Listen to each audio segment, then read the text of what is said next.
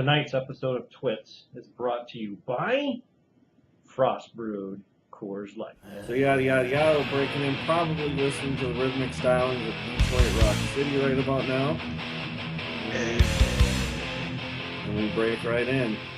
Hello again, and welcome back to TWITS. This is the Week 16 edition. Joining me once again from his palatial estate with his 3 luxury taps. Behind him to the left, Mr. Mike Paddock. How are you, sir? Howdy, doing fine. How's it going up north? Yeah, not too shabby. Did you get booted to the doghouse there, my man? The doghouse is also the man cave, so yeah, I can handle it. Hey, combo platter. That's good thinking, good planning. Excellent. Up here, Mike, we are back in the deep cold. Looks like outdoor hockey for the Centennial B1 Pee-wees will be back on for tomorrow night. Got the captain, got the assistant. Yeah, we got the captain and Gopher here, the A train rolling through. Your captain, Stubing. Welcome aboard. We're expecting you. All right, Mike. Well, as I mentioned, we are nearing the end of the 20th season of SFFL action. 2 weeks left in the regular season, and let's start out tonight, Mike, with the 3-pack of facts. These 3-packs coming, the 3-pack coming at you once again. Compliments of the Coors Brewing Company, still trying to get back in the good graces. We'll get into what happened in Chalk Talk a little bit later, but I think I keep working this. Maybe by the end of the year, I might have something. So you might need to do some off-season work on that too. Yeah, I'm not saying I'll have everything closed out. So yeah, it's gonna probably require a little extra credit. Mike, let's take a look first at the number 1. Cleveland rookie Johnny Manziel became the first Heisman winner to be shut out in his first career start since your man Danny Werfel did that back in '97 with the Saints. Oh, big Werfel fan here. I know. He was the first quarterback to be shut out in his first career start since Rusty Smith did that back for Tennessee in 2010. I know you remember that game. Secondly, Mike, let's look at the number 1977. 1977, Cleveland defense has made it 4 straight games with 0 touchdown passes and 2 or more interceptions. The last time that happened, the Tampa Bay Buccaneers did it over 5 straight games in 1977. So the Cleveland offense, I'm sorry, I might have said defense before. Cleveland offense has 0 touchdown passes and 2 or more interceptions in 4 straight. Your 77 Bucks were the last team to do that. I believe that was their inaugural season. Yeah, that made more sense too because the Bucks were not good early on. No. When asked about his team's execution, John McKay said, "I'm all for it." Nice. And then, Mike, last but not least, the number is 12. With its win at San Diego on Sunday, Denver has won 12 consecutive division road games, tying the 87-90 San Francisco 49ers for the longest such streak in NFL history. So, last time they lost, Mike, December 19th, 2010. A 39-23 loss at Oakland. Common factor in both those teams? Great quarterback. That's right. All right, Mikey. There's your 3-pack of facts. Let's take a look now at the weekly rewind. Week 15 saw the normal 5 SFFL matchups. Bill put Greg down by 30 points, 72-42, paced by DeMarco Murray and his broken hand. Tim 51, Evan 23. Couple quarterbacks leading the way there, Breeze and Brady, respectively, as you'd probably imagine. Thad 44, Jeff 36. Thad paced by Demarius Thomas, who's apparently the new Emmanuel Sanders. Mickey 51, Wayne 48. Mickey gets 16 out of her kicker to trip up Wayne and his 11 points from his defense. And then in a shootout, Tom 7-9er, Mike 7-1, Odell Beckham goes off for 3 touchdowns to give Tom his margin of victory in that shootout. All right, so that's the week that was, Mike. We're going to take a look now. Segment we haven't done before, I don't believe, on Twitch. We're going to do a little playoff preview with your host, Mike Paddock. That's right, Sondo. We got a little playoff preview. 2 games left in the season. Things are shaking out a little bit. As it currently stands, we have Mickey leading the NFC at 12-3, and Evan leading the AFC at 8-7 would be your first-round buys at this point. Followed by playoff with Tom, me, and Wayne for the wild card position. And now, as the rules state, the wild card is the top or the second. Best, Go ahead. it's the best. Yeah, the best records from the non-division winners, the best 2 records, and then the team with the most points of the remaining 6. Correct. And then, so that'll be wild card weekend. So we do not stop here in the SFFL. We go all the way through the season and then redraft the wild card weekend for those 3 teams. Yep. And then, once again, for the rest of the playoffs, Mickey and Evan will join the 2 top teams from the wild card weekend, and we move into the playoffs. That is correct, yes. And all playoff drafts, non-serpentine. Don't forget to set your clocks non-serpentine. All right, Mike, I like that little quick look at the playoffs here. Obviously, lots of things to be determined yet in terms of seeding. And that'll start, Mike, in Week 16. And speaking of Week 16, what do we have coming up on tap? Correct. Yes, on tap. These next 2 games are going to be what sets that playoff bracket solidly coming up here in the next couple weeks. And the Mickey Crazy Mom, once again, in your spotlight matchup at 12-3 with 842 points going against me, Skippy John Jones, 8-7 with 860 points. I lead the all-time points, 971 to 946, and the series 16-8. I won 7 of the last 8 matchups to get to that point. It's too late for me to knock her off her division championship there, or conference championship there, but we'll see what I can do to at least put a little more buffer between me and who's ever coming up behind.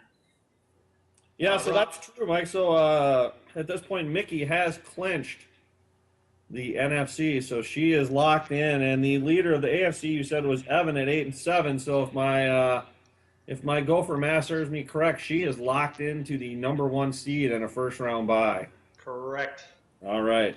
And speaking of AFC, then we have Evan at 8-7, 875 points against Brooklyn Bill Dorothy Mantooth, also 8-7, a big conference matchup. Bill coming in with 735 points. Evan leads the all-time points in that, 261 to 230, and the series 4-1, winning 4 of the last 5 matchups. Big game on tap. Then we have in the NFC again, Tom Brixton Sky at 9-6 with 768 points against another NFC opponent, Thad the Brick Walls at 6-9 with 724 points. Tom leads the all-time points 1550 to 1446, and the series 20-18. Thad has won 4 of the last 5, however, so that's something. Then interconference matchup here, we have Wayne Bago in the NFC with 871 points, 6-9 record, going against Tim Cranky Pants at 6-9 as well, 837 points. Wayne leading that all-time points 1649 to 1600, fairly close there, and the series 24-20. But Tim has won 2 of the last 3 to get to that point. And rounding out the week, we have another AFC conference matchup. Jeff, SFFL Bowl hangover at 5-10, but 742 points, nothing to sneeze at against your nemesis, Greg, ain't nobody got time for that, at 7-8 with 830 points. You do lead the all-time points, so 1626 to 1448, and the series 22-15-1, winning the last 6 matchups. So at one point you were game up, huh? Correct. Nice work. And that is what's on tap, brought to you by a little South Austin Brewery, TPA, Texas Pale Ale. Everything's bigger in Texas. This Pale Ale is very smooth, a little bit hoppy, but it's the way I like it. Right after IPA in the phone book. See? All right. Excellent look at Week 16, Mike. Let's take a quick look now at record setters. A couple of notables here in Week 15, Mike. We had the 5th highest single wide receiver points all time, the 25 out of Odell Beckham for Tom. Good enough to crack the top half of the top 10 there. And congrats to the SFFL as a whole, 66 defensive points. I was watching some football with Mr. Boncher this week, and I remember commenting it was about 12:35 or 12:36, and we had already had, I believe, 6 defensive touchdowns last week. Did you finally get one? I got my second of the year, yes. Nice. So, yeehaw. So 66 total defensive points, so about a touchdown a team there. Good enough for 6th place all time. So there are your record setters. All right, Mike. My probationary period on Chalk Talk continues, so let's take a little look now at that Chalk Talk. Mike, they gave me a reprieve here a little bit. Remember, I got kind of demoted to the junior ranks, and I had your Bearcats -7 over Houston.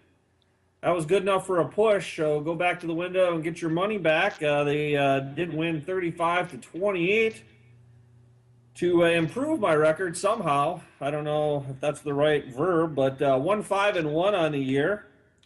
And so we're going to stick in the college ranks until at least I get a W out of there, Mike. And we're going to, this is the most wonderful time of the year, as ESPN will have you believe. It's getting ready for bowl week, and bowl season kicks off this Saturday, Mike, with a full slate of 5 games. And I'm going to take, I believe, the middle of those games, a little bowl we here at TWITS like to call the New Mexico Bowl. That features the Utah State Aggies against the Miners of UTEP. Former school of Chris Jackie, I believe. See? And he of the mullet fame. And we have the Aggies favored by 10, Mike. And I think looking at UTEP, they do have a solid running back and a decent running game. But Utah State's defense has been suffocating all year.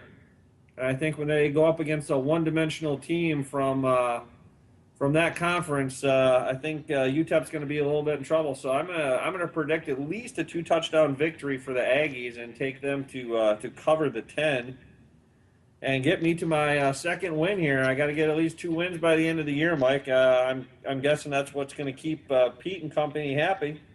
Nice. All right, Mike. It is time now for our second to last dog of the week for the regular season. And Mike, you got back to the 500 mark last time out with a straight win straight up. The Seattle Seahawks went into Philadelphia and took care of business by 10, I believe. I believe they were getting a point or two, so unnecessary. Correct. So excellent work getting back to 500. What are we looking at this week? I'm looking at an NFC North, going back to the AFC East, I guess. Right? The Dolphins. Yep, AFC East. Yeah, as the Minnesota Vikings travel to Miami. Miami's had problems with the NFC North division this year. I think they squeaked out a win. I think they lost late to Detroit. They lost late to Green Bay. The Vikings are playing really well defensively. And offensively, too. Teddy Bridgewater's finding his stride. He's got a couple of wide receivers that can catch the ball and go deep. And Miami has given up, I think it was 6 touchdowns in the last 4 weeks and has not had any interceptions. So their defense has fallen off considerably. Vikings are getting 6.5 points down there in Florida. and I like those odds. So I'm taking the Minnesota Vikings and 6.5. All right. Also, don't forget this week we also have not only we have bowl games, we also have Saturday NFL games too. So that's going to affect your lineups. Yeah, I believe we got, Thursday, Saturday, Sunday, Monday NFL this week. So clear your calendars. All right, Mike. Well, that brings us to everyone's tertiary favorite subject, the game of the week. And the commish last time out extended his lead. Had the Steelers and the Bengals going at it. The commish took the Pittsburgh Steelers to win. I believe I predicted a low-scoring game, but I do not believe it was. I think it was like 42-21. Yeah, I think it was like 24 unanswered points or something. Yeah. So Pittsburgh gets the win there. This week, Mike, we're going to look at a little inter-conference matchup when the Indianapolis Colts venture into Jerry's world to take on the Dallas Cowboys in your neck of the wave. Who do you like in that one, Mikey? Wave of the neck. Yes. Indy is coming into Dallas. Dallas is hot on the road. They're 7-0. But at home, not so good. I think they're 3 and. Yep. Must be three and whatever. Yeah, 3 wins and 5 losses or something. Plus, DeMarco Murray's questionable with a hand injury. I know they got a couple of good running backs, but Indianapolis, I think they're hitting their stride. They're getting both tight ends back. Their defense is playing pretty well, and Andrew Luck, never count him out. I'm liking Indy in this one. I'm going to have to go ahead and agree with you, Mikey. I think Cowboys, for whatever reason, get it done on the road. But, yeah, at home they have been, especially their defense, has been not up to par. That's not what you want with, as you mentioned, the Fleener, Dwayne Allen show rolling into town. Boom Herron providing a little burst for that running game for Indy. And Andrew Luck obviously having a outstanding year. So, yeah, I think the Cowboys can probably keep this within single digits, but I'm going to take the Colts, Mike. We're going to go ahead and predict Colts 34, Cowboys 28. All right. Well, that wraps up Week 16. If you want to see this episode or catch up on any past episode of TWITS, head on over to vh1classic.com or check out YouTube. And until, Mike, the regular season finale, a tear in the eye here, we'll see everyone next week for Week 17. And until then, adios and have a great night. Adios.